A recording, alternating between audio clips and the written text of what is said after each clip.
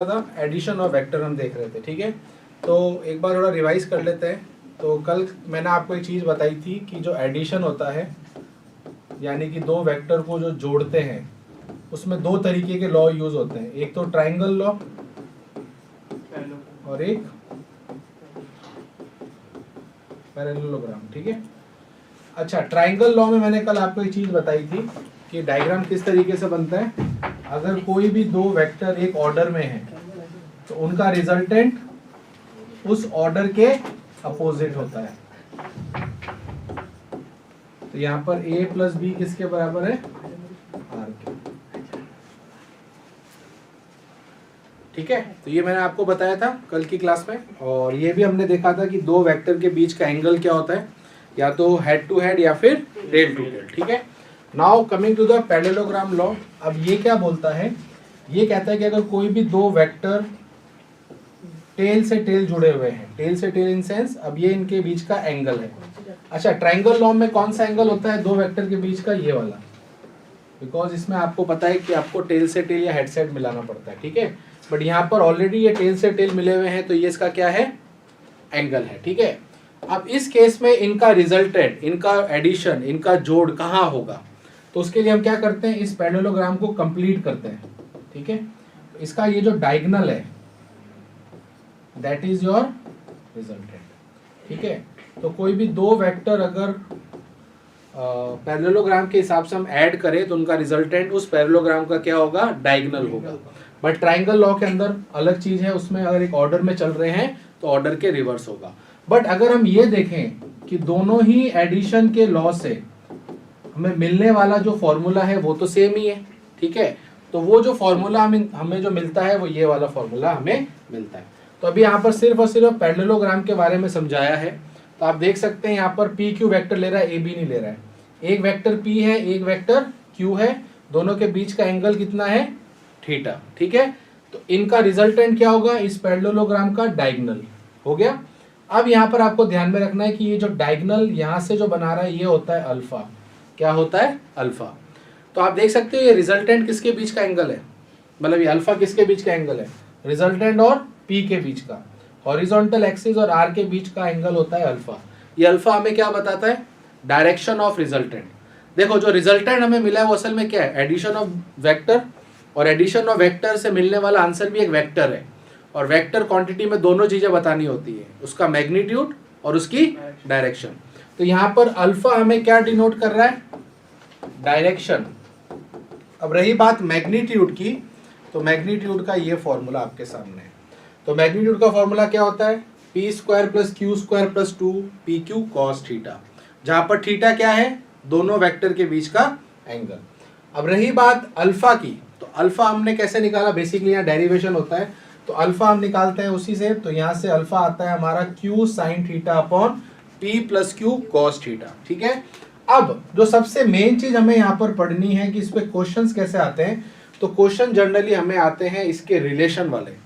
एक तो होता है पहला सिंपल जो क्वेश्चन, जो कि क्या होता है, सिंपल क्वेश्चन ये होता है कि जिसमें आपको ए भी दे दिया, आपको बी भी दे दिया, थीटा भी दे दिया और बोलेगा दोनों वेक्टर का रिजल्टेंट निकालो। ऐसा क्वेश्चन नहीं आएगा।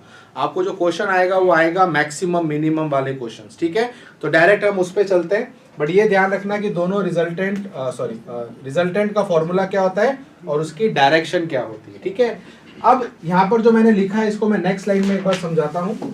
तो यहाँ से हमारा अभी मेन स्टार्ट होता है। ठीक है, आज की क्लास में अब दो वेक्टर को जब हम जोड़ते हैं, क्या करते हैं, जोड़ते हैं। मैंने आपको दोनों यहाँ पर डायग्राम से समझाया है। लेट्स से एक वेक्टर मेरे पास P है, एक वेक्टर Q है, दोनों को मैं ऐड कर रहा हूं और मेरा रिजल्टेंट क्या है, R है। अच्छा, यहाँ पर क्या चीज आप नोट कर रहे हो, दोनों एक ही लाइन में है, दिख रहे, तो इसको हम क्या बोलेंगे, जब दोनों वेक्टर के बीच का एंगल कितना है, 0 डिग्री। ये हमारा केस नंबर फर्स्ट है। क्या है, फर्स्ट है। तो जब दो वेक्टर एक ही डायरेक्शन में आप ऐड करते हो तो उनका रिजल्टेंट भी उसी डायरेक्शन में होता है। आप देख सकते हो रिजल्टेंट की डायरेक्शन। अब बात करते हैं इसका मैग्नीट्यूड क्या होगा। फॉर्मूला क्या होता है, P square plus Q square plus 2 P Q cos theta. अब यहाँ पर ये कॉस थीटा कितना हो जाएगा, कॉस 0, कॉस 0 कितना होता है, 1। तो ये फॉर्मूला किसका बन गया, a square plus b square plus 2ab। तो किसका फॉर्मूला होता है ये p प्लस क्यू का होल स्क्वायर का रूट, ऊपर रूट भी है तो रूट से स्क्वायर गया तो आंसर क्या आ गया।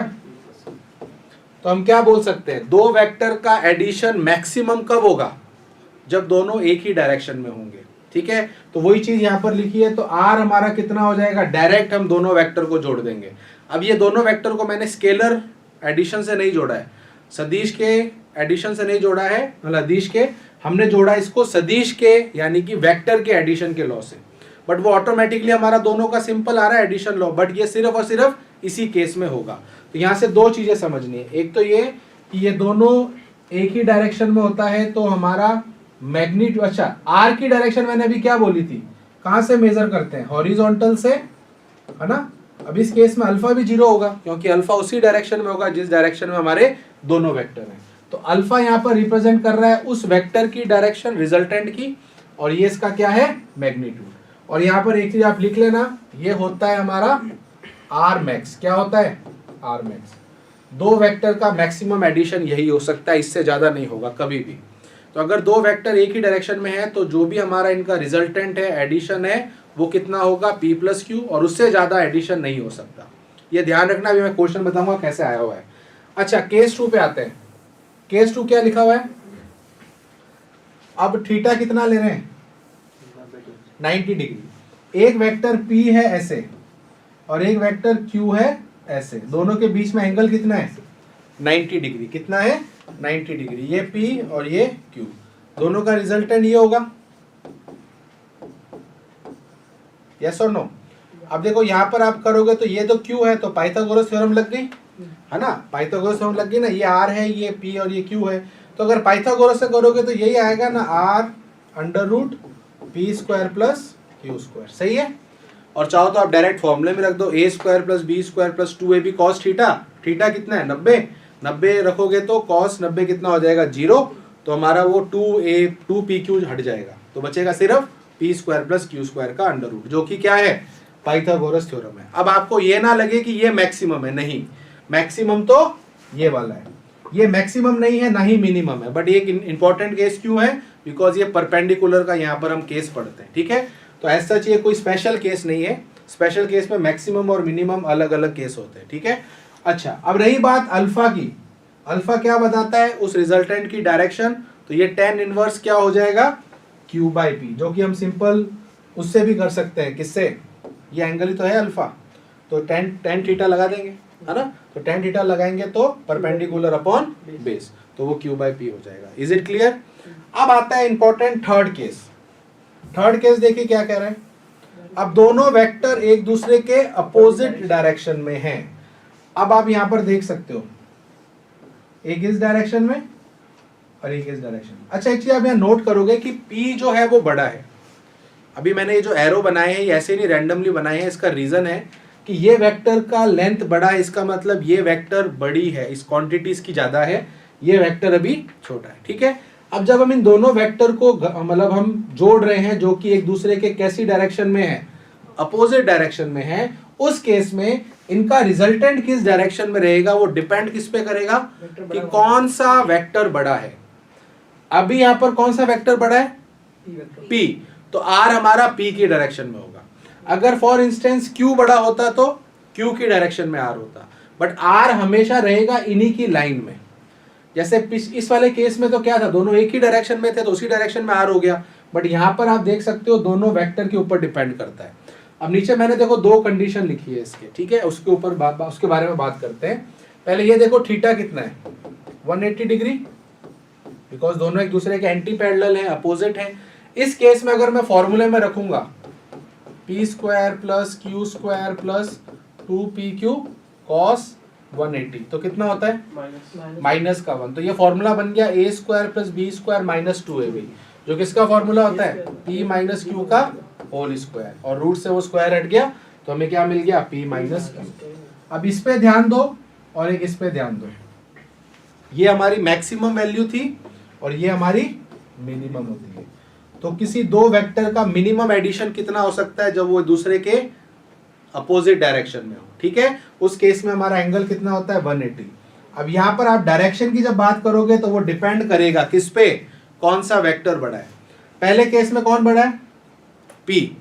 P बड़ा है Q से, तो हमारा अल्फा कितना होगा? अल्फा कितना होगा? 0 डिग्री। क्यों होगा? बिकॉज इसकी डायरेक्शन के रेफरेंस में देखेंगे तो 0 डिग्री है, ठीक है। अगर मेरा Q बड़ा हुआ तो अब इस डायरेक्शन में है, बट P मेरा इस डायरेक्शन में है, तो कितना हो जाएगा? 180, ठीक है। तो इसीलिए अल्फा यहां पर 2 क्यों लिखे हैं? बिकॉज वो डिपेंड करेगा कि हमारा कौन सा वेक्टर बड़ा है। Is it clear? अब रही बात एग्जाम में क्वेश्चन कैसा आता है, उससे पहले ये वाला रिलेशन देख लो जो सबसे इंपॉर्टेंट है। किसी भी वेक्टर का एडिशन, किसी भी वेक्टर का एडिशन कोई भी एंगल पे, कोई भी एंगल पर अगर आप ले लो, वो हमेशा किस रेंज के अंदर रहता है? उसकी मिनिमम और मैक्सिमम वैल्यू के बीच में। अगर दो वेक्टर का हम एडिशन करते हैं तो ये इसकी मैक्सिमम वैल्यू है और ये इसकी मिनिमम है। इसके अलावा अगर आप कोई भी एंगल ले लेते हो, वो ना तो इस रेंज से बाहर जाएगा ना इस रेंज से बाहर जाएगा। क्लियर है? अब इस पे क्वेश्चन कैसा आया था मैं आपको एक क्वेश्चन बताता हूं, ठीक है।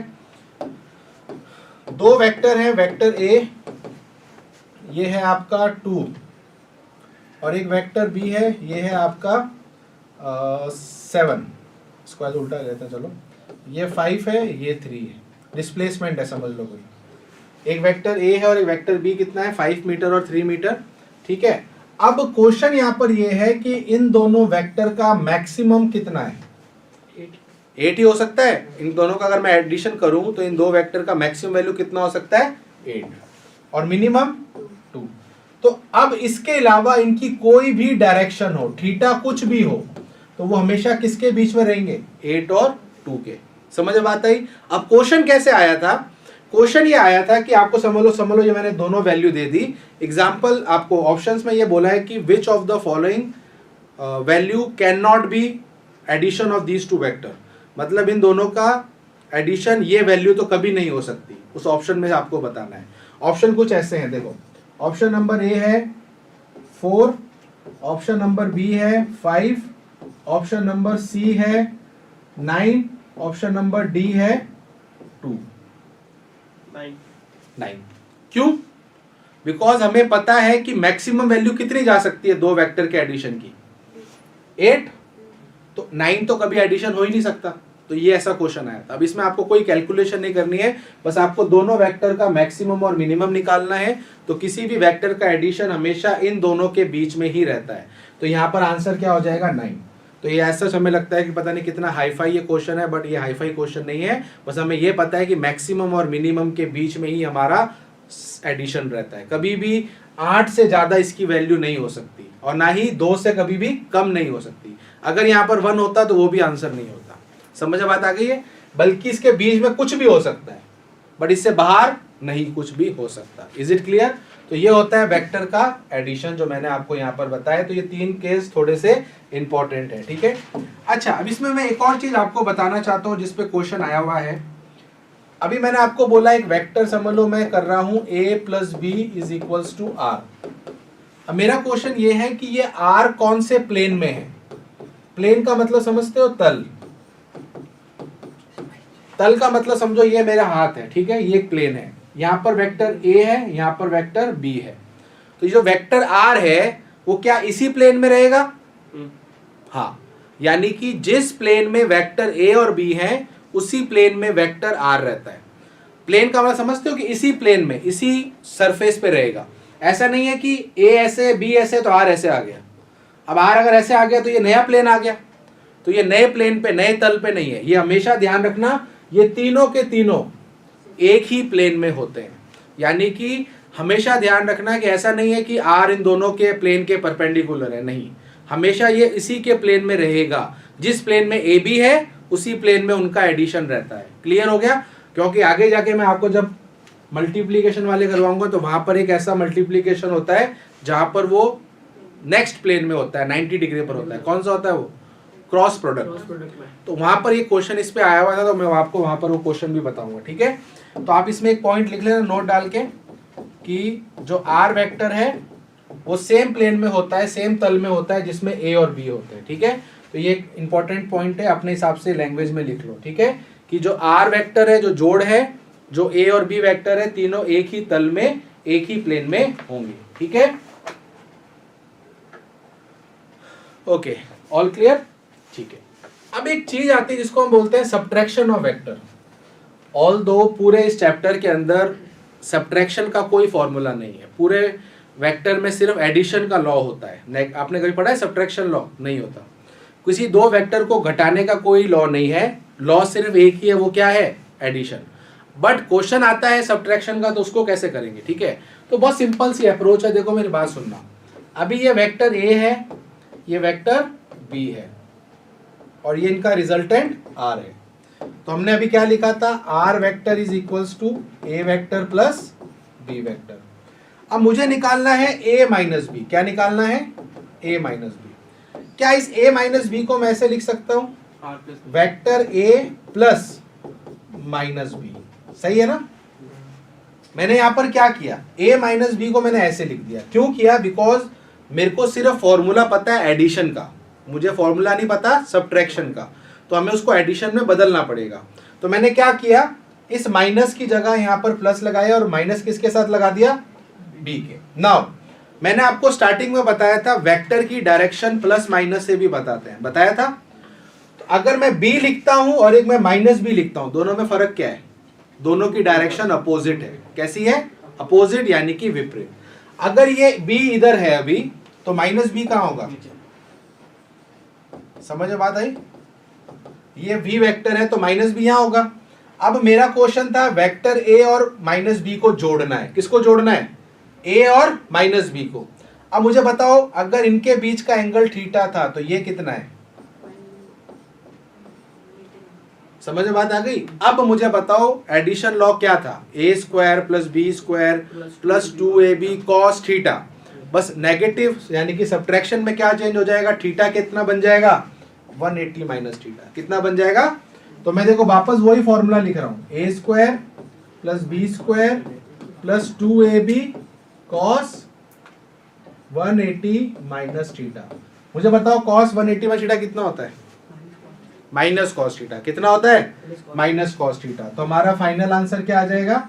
Under root a square plus b square minus 2ab cos theta. अब दो चीजों का ध्यान रखना है, रटना नहीं है। देखो रटने की दिक्कत यहाँ पर क्या आती है, अभी मैंने आपको ये 180 माइनस थीटा का कॉन्सेप्ट बताया।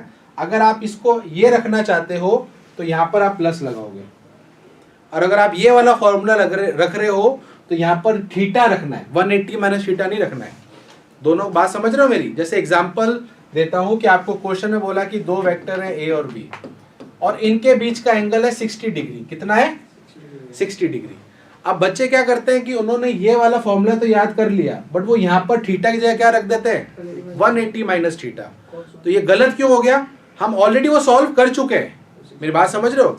तो आप अगर यहाँ नेगेटिव लगा रहे हो तो अब यहाँ थीटा का वैल्यू 60 डायरेक्ट रखोगे, बट अगर आप ये लगा रहे हो प्लस तो यहाँ पर फिर आप 120 रखोगे। बात समझ में आ रही है? दोनों में मिक्स मत कर देना। हम इसको ऑलरेडी सॉल्व करके यहाँ तक हम इसको लेके आ चुके हैं। तो ये थीटा अभी भी वही है जो दो वेक्टर के बीच का एंगल है। Is it clear?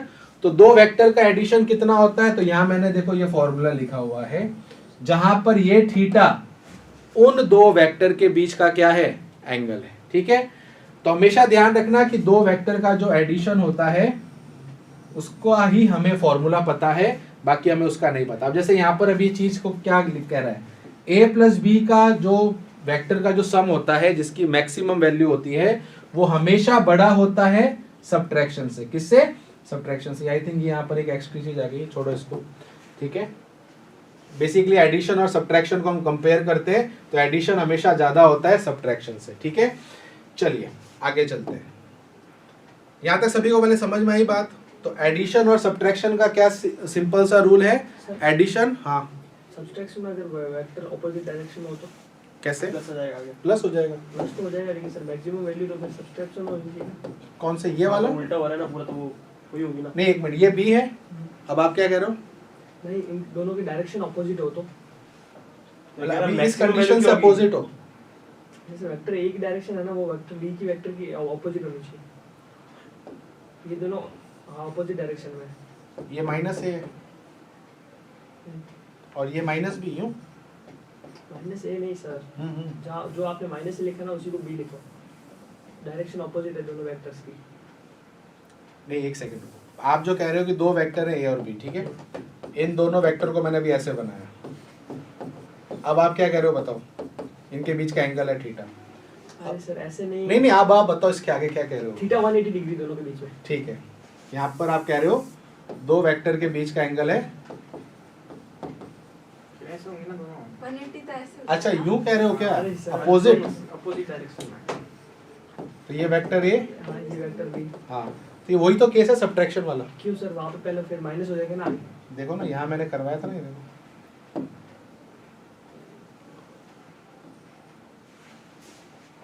नहीं सर, p माइनस क्यू तो है, ये इसमें तो प्लस हो जाएगा ना सर, क्योंकि cos 180 माइनस 1 होता है और आगे ऑलरेडी माइनस था फॉर्मूले में, उस फॉर्मूले में वो डायरेक्शन के लिए होता है सिर्फ माइनस।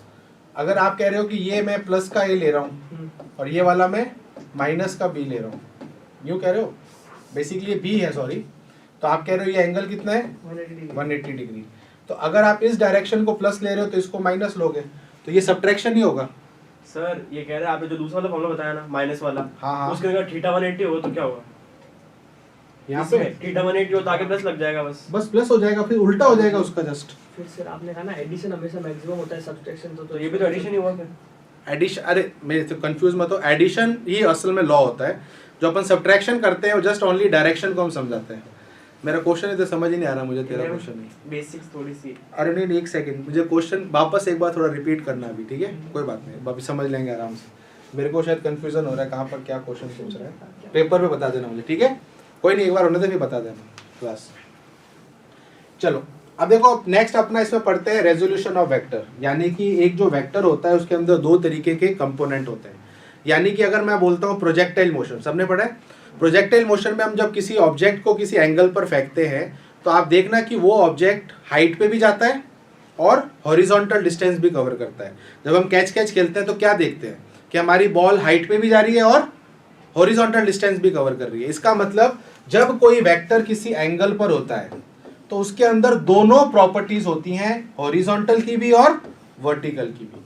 तो यानी कि जब हम एक वेक्टर को उसके हॉरिजॉन्टल कंपोनेंट और वर्टिकल कंपोनेंट में ब्रेक कर देते हैं तो उस पर्टिकुलर टॉपिक को क्या बोलते हैं, रेजोल्यूशन ऑफ वेक्टर।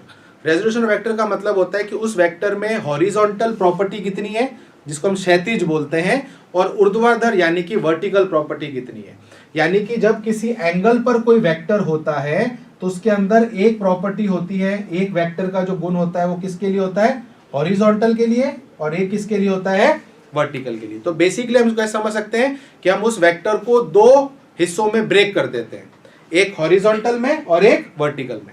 अब आपको मैं एक सिंपल सी चीज समझाता हूं। अगर मैं आपको सीधा ऐसे बोलूं कि दो वेक्टर है, एक वेक्टर ax है और एक वेक्टर ay है, दोनों के बीच का एंगल कितना है, 90 डिग्री, क्योंकि जब हम कंपोनेंट करते हैं तो एक्सिस के बीच का एंगल कितना होता है, 90 डिग्री होता है। अब मेरा क्वेश्चन ये है कि अगर ये दो वेक्टर है, दोनों के बीच का एंगल 90 डिग्री है, तो दोनों का एडिशन क्या होगा, दोनों का एडिशन यही तो है। और आर का फॉर्मूला क्या होता है, जब दो वेक्टर 90 डिग्री पर होते हैं तो क्या लिखते हैं, ए स्क्वायर प्लस बी स्क्वायर।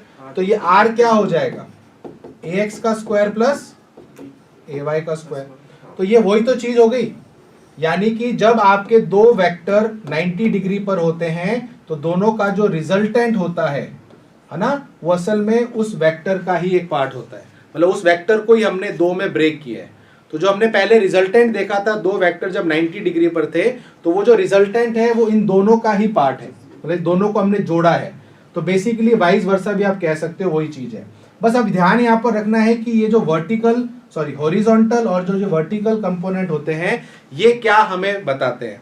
तो जैसा मैंने आपको बोला कि ये हमें हॉरिजॉन्टल कंपोनेंट बताता है, तो ध्यान क्या रखना है, जिसके साथ आपका एंगल बनता है, जिस एक्सिस के साथ आपका एंगल बनता है वो वाली हमेशा cos थीटा होता है। क्या होता है, cos थीटा। और जो अपोजिट है वो क्या होती है, sin थीटा। हम कई बार इसको क्या रट लेते हैं, हम सोचते हैं कि हॉरिजॉन्टल क्षैतिज हमेशा cos थीटा होता है, ऐसा नहीं है। हमें देखना है एंगल किससे बन रहा है। अगर हम ये एंगल, आप देख सकते हो ये एंगल अभी किससे बन रहा है, इस एक्सिस से बन रहा है, तो ये ax हमारा कितना होगा, a cos theta. a cos theta मतलब इस वेक्टर का ये cos थीटा वाला कंपोनेंट है, कौन, ax। और ये वाला क्या बन जाएगा, ये वाला बन जाएगा a sin थीटा। बट अगर ये थीटा हम यहां से लेते हैं, कहां से लेते हैं, यहां से, तो फिर हमारा ये वाला क्या बन जाता, cos थीटा, और ये वाला क्या बन जाता, sin थीटा। तो रेजोल्यूशन ऑफ वेक्टर का मैं आप सीधा आपको मेन पॉइंट बताता हूं क्यों करते हैं। हमें यह पता है कि वेक्टर एडिशन का जो लॉ है वो सिर्फ दो वेक्टर के लिए हमने पढ़ा है। अभी आपने देखा था जब हम वेक्टर को जोड़ते थे तो उसमें कितने तरीके के वेक्टर आए थे, दो ही आए थे। बट अगर 3 आ जाए तो क्या करोगे, 4 आ जाओ तो क्या करोगे, तो वहां पर हम इस वाले रूल को यूज कर सकते हैं। मैं आप जस्ट आपको एक आइडिया दे रहा हूं, ठीक है। जैसे कैसे, फॉर एग्जाम्पल आपको मैंने बोल दिया कि 3 वेक्टर है, ये मैंने एक्सिस बनाई, ठीक है, थोड़ा सा ऊपर ले लेंगे, ये मेरी एक्स एक्सिस, ये मेरी वाई एक्सिस, और मुझे ये पता है इन सब के बीच का एंगल या फिर सबका हॉरिजॉन्टल से एंगल कितना है, ये मैं जानता हूं। ये वेक्टर ए है, ये वेक्टर बी है, ये वेक्टर सी है। अब मेरा क्वेश्चन ये है कि मुझे इन सारे वेक्टर्स को जोड़ना है। क्या करना है, जोड़ना है। तो वहां पर ये वाला टेक्निक काम में आता है। कैसे, हम इन सबका हॉरिजॉन्टल कंपोनेंट निकाल देंगे और सबका वर्टिकल कंपोनेंट निकाल देंगे। कैसे निकालेंगे, सभी को पता है कि पहले फॉर एग्जांपल इसका निकालते हैं, तो इसका क्या हो जाएगा a cos थीटा, इसका क्या हो जाएगा b cos थीटा, इसका क्या हो जाएगा c cos थीटा। सबको जोड़ देंगे तो क्या आ जाएगा, हॉरिजॉन्टल कंपोनेंट आ जाएगा सबका। अब यहां पर वर्टिकल कैसे निकालेंगे, a sin theta, b sin theta, cos sin theta. अब मुझे पता है कि दो वेक्टर को कैसे जोड़ते हैं, ये तो रूल हमें पता है। तो एक बार अगर मेरे पास ax और ay आ गया फिर तो मैं डायरेक्ट ये फॉर्मूला लगा सकता हूं ना,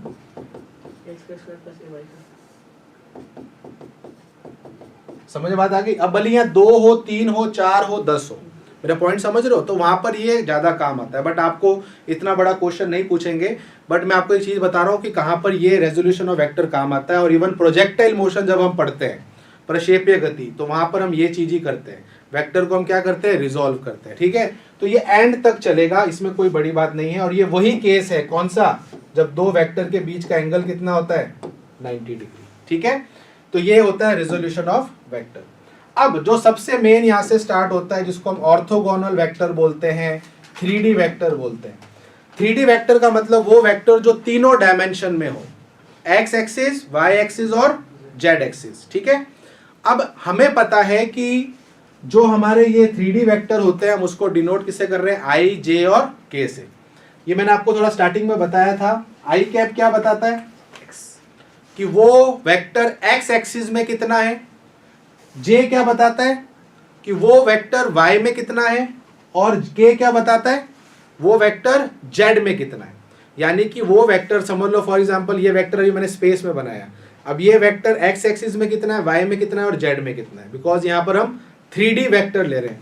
वैसे तो 3 एक्सिस हम यहाँ बना नहीं सकते, तो ये हमारा एक्स हो गया, ये हमारा वाई हो गया और ये हमारा जेड हो गया। जेड ऐसे है, ठीक है, ये हमारा जेड है, ये हमारा एक्स है।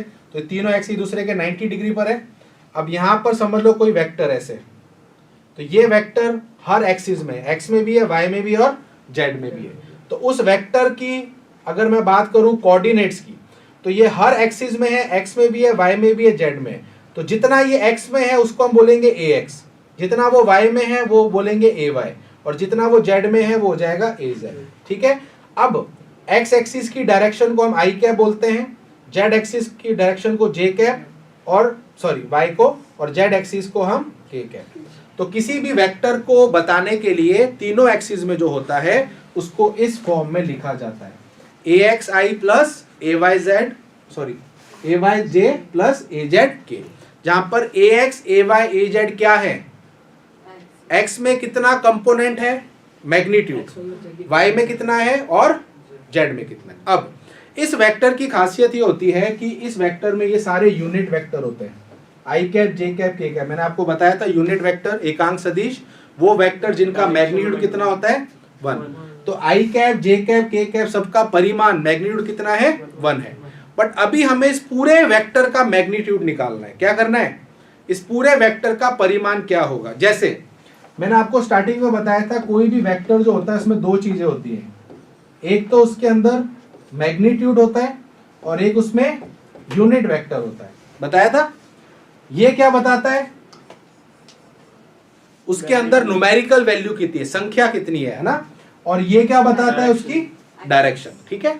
अब मेरा क्वेश्चन यहाँ पर ये होता है कि आपको ऐसा वेक्टर दे देते हैं, ऐसा आता है क्वेश्चन, इस वेक्टर का आपसे पूछते हैं कि डायरेक्शन वेक्टर क्या है या फिर यूनिट वेक्टर क्या है, तो आपको सबसे पहले इसका ये मॉड निकालना पड़ेगा। क्या निकालना पड़ेगा? मॉड।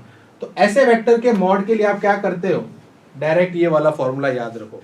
हर का जो कंपोनेंट है आई का, जे का और के का, उन सबके कंपोनेंट का क्या करो, स्क्वायर करो और जोड़ के अंडर रूट कर दो। एक एग्जांपल देता हूं, एक वेक्टर है i plus J plus 2k, तो बताओ इसका मॉड क्या होगा? अंडर रूट 1 का स्क्वायर, देखो जब कुछ नहीं है तो 1 नहीं होगा, और ये कितना हो जाएगा 2 का स्क्वायर, तो कितना हो जाएगा 1 प्लस 1 2, और ये कितना हो जाएगा 4, तो ये हो जाएगा अंडर रूट 6। तो ये इसका क्या हो गया? मैग्नीट्यूड, इस वेक्टर का परिमाण। अब हमें पता है कि एक वेक्टर में हमने परिमाण तो निकाल दिया, अब बचा क्या उसका? Unit vector. तो हमसे क्वेश्चन ये नहीं पूछेगा डायरेक्ट, हमसे बोलेगा इस वेक्टर का यूनिट वेक्टर क्या है, इस वेक्टर का यूनिट वेक्टर क्या है। तो उसके लिए क्या करोगे?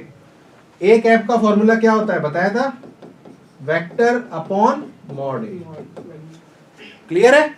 तो मॉड अभी हमने निकाला कितना है, √6, तो हमारा ए कैप कितना होगा, i plus J plus 2k divide by √6। तो ये क्वेश्चन आता है ऐसे, ठीक है।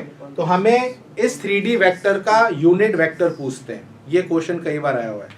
अब डिपेंड करता है, आप चाहो तो इसको ऐसे लिखो, चाहो तो ऐसे लिखो, i by √6 plus J by, कई बार ऑप्शंस में ऐसे दे देते हैं, तो आप कंफ्यूज मत होना, ठीक है, कि ये ऐसा ऑप्शन क्यों आया।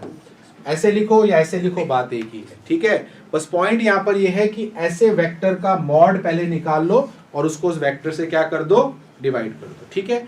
अब जब हम एडिशन सब्ट्रैक्शन की बात करते हैं तो इस वाले वेक्टर का भी करना है।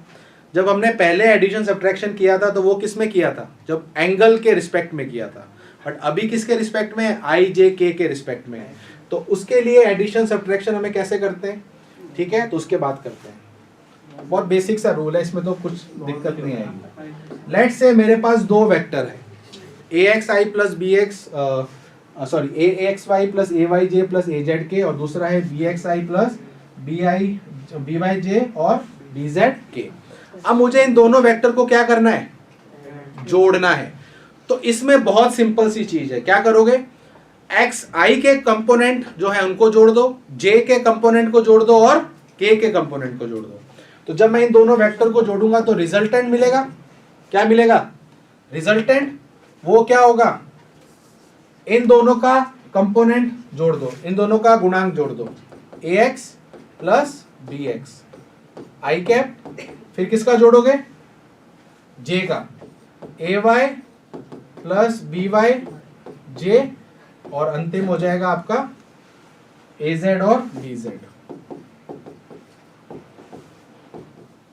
अच्छा, अगर सब्ट्रैक्शन होगा तो बस घटाना है और कुछ नहीं करना है, कोई बड़ी बात नहीं। अब एक क्वेश्चन इस पे कैसे आया था, चलिए मैं आपसे डायरेक्ट एक क्वेश्चन ही पूछता हूं, ठीक है, फिर आपको क्वेश्चन समझ में आएगा। क्वेश्चन कह रहा है एक वेक्टर a है i plus J minus 2k, और एक वेक्टर b है 3i plus 3j plus 4k। Question सुनना मेरा, ठीक है। Find unit vector of their resultant,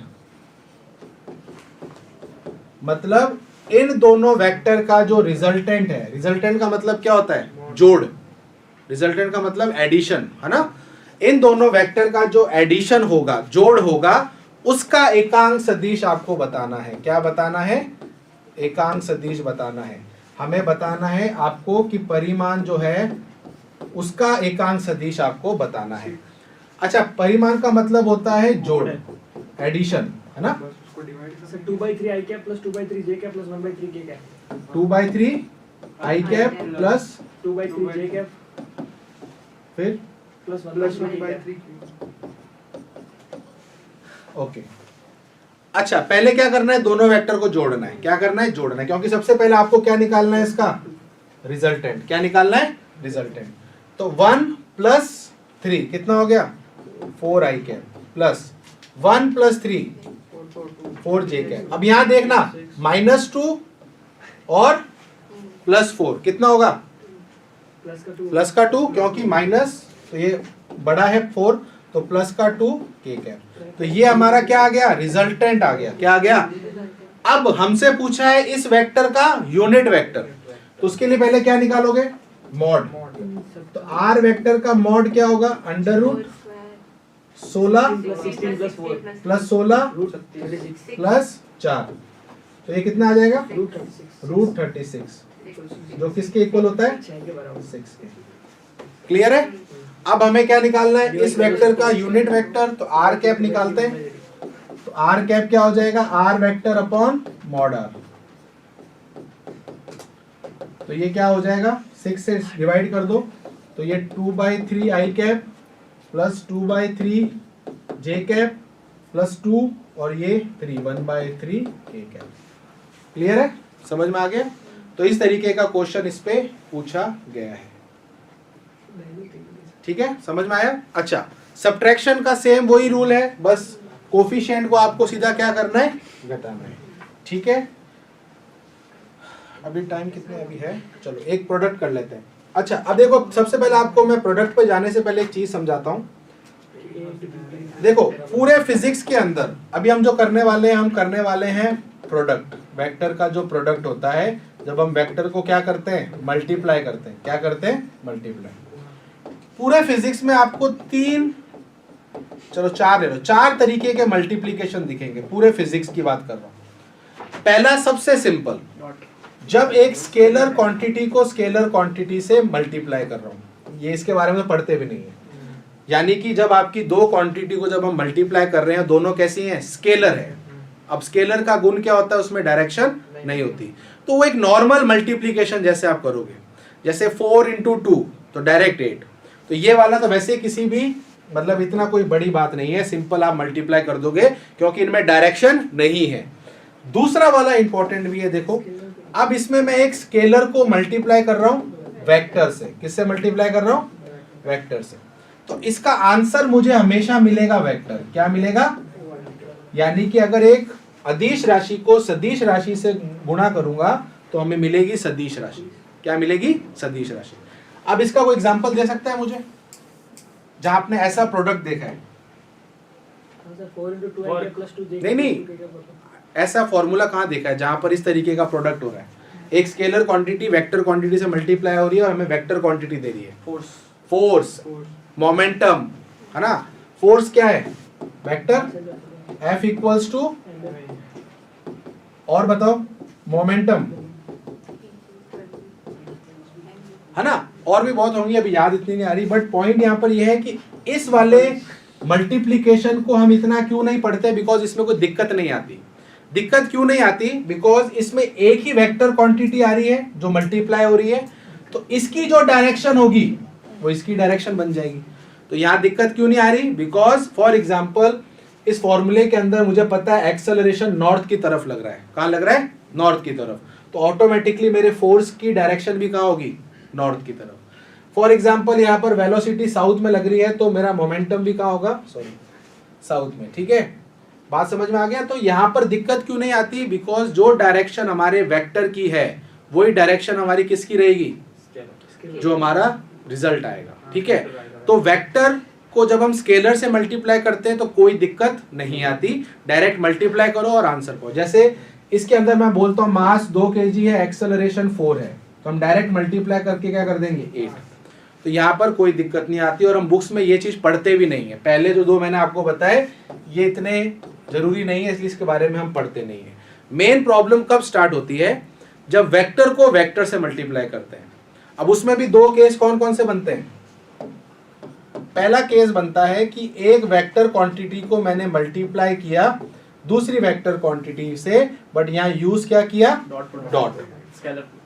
एक हम पढ़ते हैं जहां पर एक वेक्टर क्वांटिटी को दूसरी वेक्टर क्वांटिटी से मल्टीप्लाई किया, बट यूज क्या किया, क्रॉस।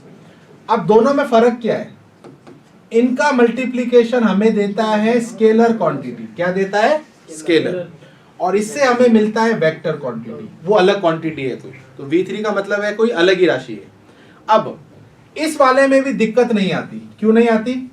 इसकी डायरेक्शन कुछ भी हो, इसकी डायरेक्शन कुछ भी हो, बट आंसर तो हमारा क्या आ रहा है? स्केलर। तो में डायरेक्शन की कोई प्रॉब्लम नहीं होती। क्यों नहीं होती?